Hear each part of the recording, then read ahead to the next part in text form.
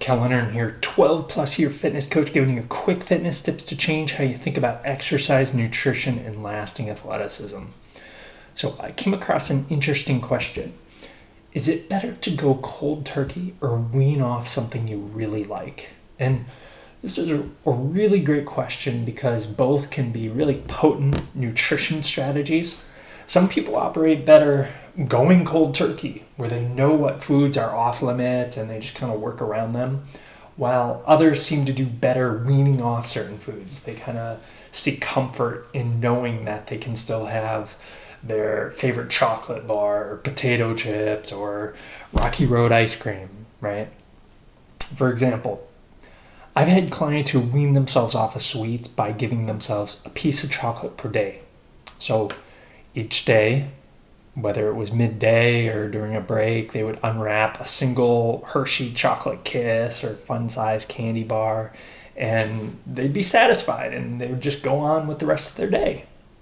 However, others who've tried this one piece per day strategy ended up devouring the whole bag. It was like having just one awaken the beast and made them want to eat more.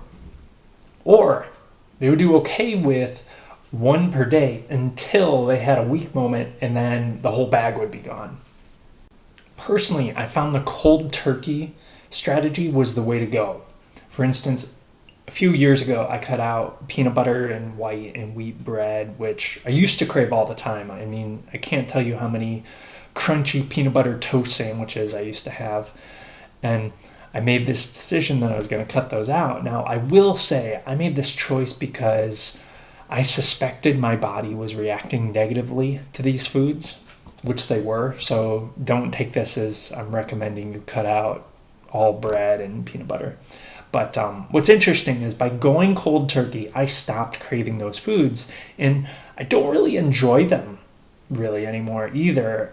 Even on the rare occasion when I have them, it's just not the same anymore. It's almost like my taste buds have adapted, and now I enjoy other foods that I never used to, like green olives, for instance. So knowing yourself and what's worked for you in the past will determine which path makes the most sense for you to either go cold turkey or wean off. In other words, be a student of your own patterns. Now, here's an important distinction that I want to bring to the table.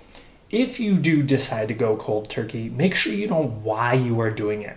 For me, it was for health reasons. It was because I suspected some food intolerances. Don't just cut out a food group because of calories or because somebody deemed it as a bad food. Cut it out because it has little to nothing to offer your body, such as many, many processed foods that are out there. Now, whether you're cutting out certain foods or weaning off them, something else I found is the realization that there are healthy alternatives for most foods out there. Now, they may be a bit more expensive, but not always. You'd be surprised at what is available now for different options. So, in some cases, they will be a little more expensive though.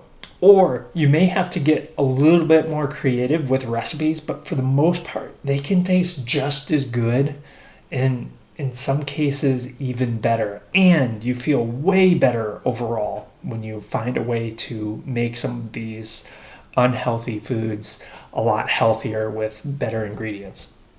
For instance, I found that almond butter has replaced peanut butter for me.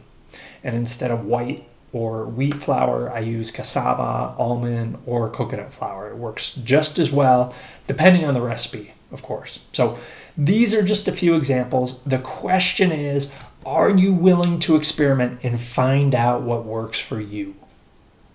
For more fitness and motivation tips to get serious about fitness again and to gain a deeper understanding in the fundamentals of lasting athleticism, check out the link below.